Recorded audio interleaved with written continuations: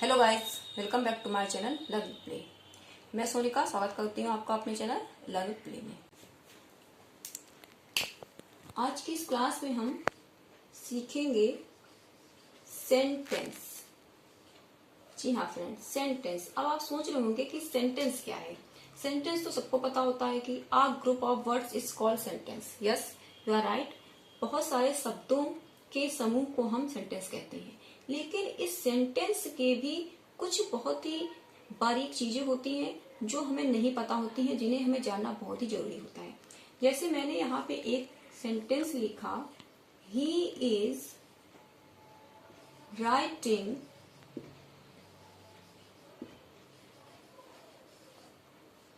a letter. He is writing a letter. अब ये क्या है हमारा? अगर इसको मैं पूछूं ये क्या लिखा है मैंने, तो आप बोलेंगे एक सेंटेंस लिखा है आपने, ठीक है। लेकिन सबसे पहले हमें ये जानना चाहिए कि हमें सेंटेंस को फॉर्म करने के लिए किन किन चीजों की नीड होती है। सबसे पहले हमारा क्या आता है सेंटेंस में? सब्जेक्ट। ही हमारा क्या है यहाँ पे? सब्जेक्ट है। सब्जेक्ट मीन्स यानी कर्ता। कर्ता क्या होता है? कर्ता होता है जिसको, जो कोई काम को यानी एक्शन को कर रहा होता है, उसको हम कर्ता बोलते हैं। कर्ता मीन्स क्या है? कोई भी व्यक्ति, कोई भी पर्सन, कोई भी एनिमल, कोई भी ऐसा जो किसी एक्शन को कर रहा है, वो हमारा सब्जेक्ट कहलाता है, यानी कि कर्ता कहलाता है। तो ये हमारा जो सेंटेंस में हमारा फर्स्ट पार्ट होता है, जहां से स्टार्ट करते हैं, इसको क्या बोलते हैं? सब्जेक्ट बोलते हैं, कर्ता बोलते हैं। अब ये सब्जेक्ट क्या कर रहा है? कोई एक्शन कर रहा है। क्या एक्शन कर रहा है? एक पत्र लिखने का काम कर रहा है। ये जो हमारा पत्र लिखने का काम, ये पूरा जो पोर्शन है, ये क्या कहलाता है? ये हमारा कहलाता है प्रीडिकेट। क्या कहलाता है? प्रीडिकेट। फ्रेंड्स, आप इसको नोट करते जाइए। तो सब्जेक्ट के हमारे दो पार्ट्स होते हैं। पहला आता है सब्जेक्ट, सेंटेंस के हमारे दो पार्ट होते हैं। पहला होता है सब्जेक्ट और दूसरा होता है प्रीडिकेट। आई होप आप लोगों को आज से पहले चीज नहीं पता होगी कि सेंटेंस के भी हमारे टू पार्ट्स होते हैं। सब्जेक्ट, सेंटेंस के हमारे टू पार्ट्स होते हैं, सब्जेक्ट एंड प्रीडिकेट। अब ये सब्जेक्ट एंड प्रीडिकेट हमने समझ लिया। अब हमारे इस सब्जेक्ट के भी कई प्रकार होते हैं। सब्जेक्ट के कौन कौन से प्रकार होते हैं? सब्जेक्ट हमारा दो तरह का होता है। एक होता है सिंगुलर एंड दूसरा होता है प्लूरल। सिंगुलर सब्जेक्ट क्या होता है? सिंगुलर सब्जेक्ट वह सब्जेक्ट होता है जिसमें केवल एक ही पर्सन, एक ही व्यक्ति काम को कर रहा होता है। प्लूरल में क्या होता है? एक से ज्यादा होते हैं। तो सबसे पहले हमने देखा सेंटेंस। सेंटेंस क्या है? सेंटेंस के हमारे दो पार्ट हैं, सब्जेक्ट एंड प्रीडिकेट। फिर हमने सब्जेक्ट देखा, सब्जेक्ट के भी हमारे दो पार्ट हैं, सिंगुलर एंड प्लूरल। अब बात करते हैं कि सिंगुलर सब्जेक्ट में कौन सा आता है और प्लूरल सब्जेक्ट में कौन सा, कौन कौन से हमारे सब्जेक्ट होते हैं। अब हम बात करते हैं सिंगुलर सब्जेक्ट में। सिंगुलर सब्जेक्ट कौन कौन से होते हैं? सिंगुलर सब्जेक्ट, ये हमारी बहुत ही बेसिक चीजें हैं जो आपको पता होना बहुत ही जरूरी है। आई होप आप लोगों में बहुत से व्यूअर्स को ये चीजें पता होंगी, लेकिन जिनको नहीं पता है, जो बिगिनर्स हैं, उनको भी ये जानना बहुत ही जरूरी है। तो हम बात कर रहे हैं अभी यहाँ पे सिंगुलर सब्जेक्ट। सिंगुलर सब्जेक्ट में हमारे कौन कौन से आते हैं? ही, सी, इट, दिस, डैट। इसके अलावा किसी भी एक व्यक्ति यानी कि एक पर्सन का नेम, ये हमारे होते हैं सिंगुलर सब्जेक्ट। अब इन सिंगुलर सब्जेक्ट के साथ जो वर्ब्स यूज होती हैं वो अलग होती हैं, और प्लूरल सब्जेक्ट के साथ जो हमारी वर्ब होती है यूज, वो हमारे अलग होती है। पहले हम बात यहाँ पे कर लेते हैं प्लूरल सब्जेक्ट की। हमने सिंगुलर देखा, अब यहाँ पे प्लूरल देख लेते हैं। प्लूरल में हमारा सबसे पहले आता है I, we, you, they, these, those. ये हमारे प्लूरल सब्जेक्ट होते हैं। आई का यूज कहीं कहीं पर सिंगुलर में भी आता है और कहीं कहीं पर इसको प्लूरल भी यूज करते हैं अकॉर्डिंग टू वर्ब। आई में कभी कभी हम सिंगुलर सब्जेक्ट की वर्ब का भी यूज करते हैं, कभी कभी प्लूरल सब्जेक्ट की वर्ब का भी यूज होता है। या आगे आप टेंस के अकॉर्डिंग सीखेंगे, आपको तब आगे इसकी अच्छे से नॉलेज हो पाएगी।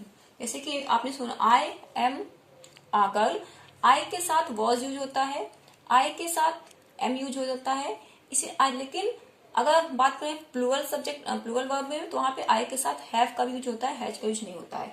तो ये चीजें आप आगे सीखेंगे। अभी फिलहाल के लिए हमने देखा singular subject and plural subject. अब इन सिंगुलर सब्जेक्ट और प्लूरल सब्जेक्ट के साथ कौन कौन सी वर्ब यूज होती है। अब हम बात करते हैं सिंगुलर सब्जेक्ट और प्लूरल सब्जेक्ट के साथ कौन कौन सी वर्ब यूज होती हैं, उनकी बात करते हैं। वर्ब यानी कि हेल्पिंग वर्ब। हेल्पिंग वर्ब्स के बिना हमारा सेंटेंस कंप्लीट नहीं हो सकता है।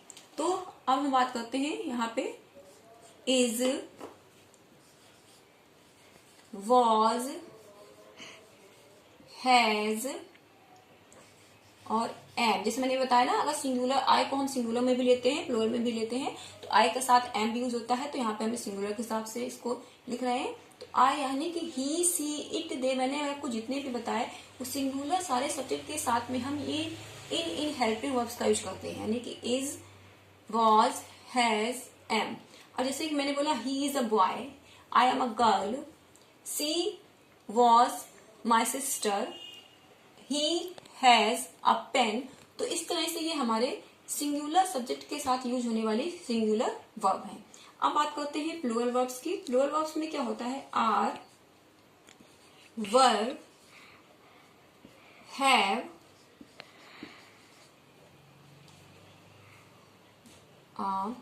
प्लूरल के साथ में हम वॉज, वर, हैव इन सब का यूज करते हैं। जैसे कि you are a boy, we were friend, we have a watch. इस तरह से हम यहाँ पे इन प्लूरल वर्ब्स का यूज करते हैं।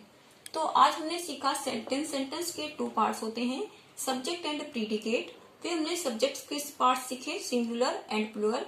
फिर हमने सिंगुलर और प्लूरल के साथ में जो जो वर्ब्स यूज होती हैं उनको हमने सीखा। तो आई होप आप लोगों को ये इतना बेसिक नॉलेज अच्छे से समझ में आ गया होगा। अब मैंने भी बात करी थी सब्जेक्ट की। सब्जेक्ट के हमारे 2 पार्ट्स होते हैं।